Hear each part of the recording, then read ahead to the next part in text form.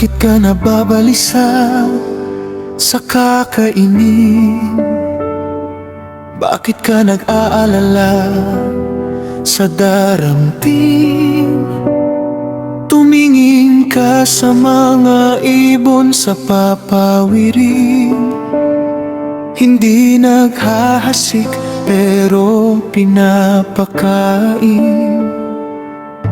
Tingnan mo ang mga bulaklak sa parang hindi nagpapagal pero nagagandahan. Kung ang damo nga'y kaniyang dinadamitan, ikaw pa kaya na kaniyang minamahal? Unahin mo ang kaharian ng Diyos. Unahin mo ang kaniyang katuwiran. At lahat ng iyong kailangan idaragdag niya sa'yo, anak. Huwag kang mabahala sa araw ng bukas, dahil ang bukas ay may sariling ligalig. Sapat ng kabalisahan sa bawat araw, pero sa Diyos lahat ay may kasagutan.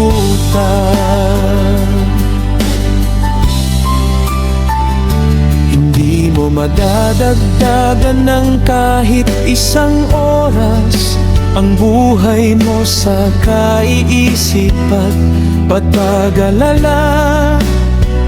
Pero sa pagtitiwala at pagsuko sa Ama, may kapayapaan na hindi kayang nakawin. Kaya hanapin mo muna siya sa umaga pa lang, siya ang unahin. Panalangin at salita niya ang almusal. Bago ang lahat, siya ang intindihin. Unahin mo ang kaharian ng Diyos. Unahin mo ang kaniyang katuwiran. At lahat ng iyong kailangan idaragdag niya sa'yo, anak. Huwag nang mabahala sa araw ng bukas, dahil ang bukas ay hawak ng kaniyang palad. Sapat na ang biyaya niya sa bawat araw. Kay Jesus wala kang pagkukulang. Kaya't huwag kayong mag-alala. Alam ng inyong Ama sa langit na kailangan ninyo ang lahat ng iyan. Ang buhat sa hindi mauubos na kayamanan ng Diyos, ibibigay niya ang lahat ng iyong kailangan sa pamamagitan ni Kristo Jesus.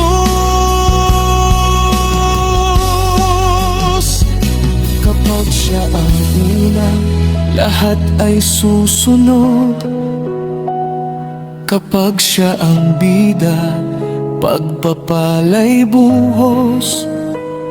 Hindi ka magkukulang, hindi ka magugutom, dahil ang Ama mo'y Diyos na mapagkaloob. Unahin mo, unahin mo kaharian ng Diyos. Unahin mo katuwiran niya. Hanapin mo at lahat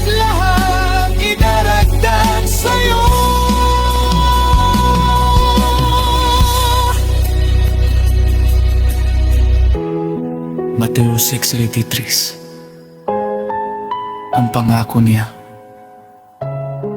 Hawak niya ang bukas mo. Kaya't huwag mangamba.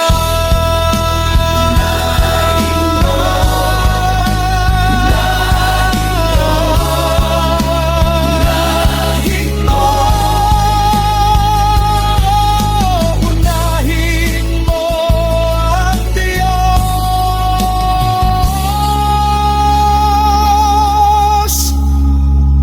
at siya ang bahala sa lahat.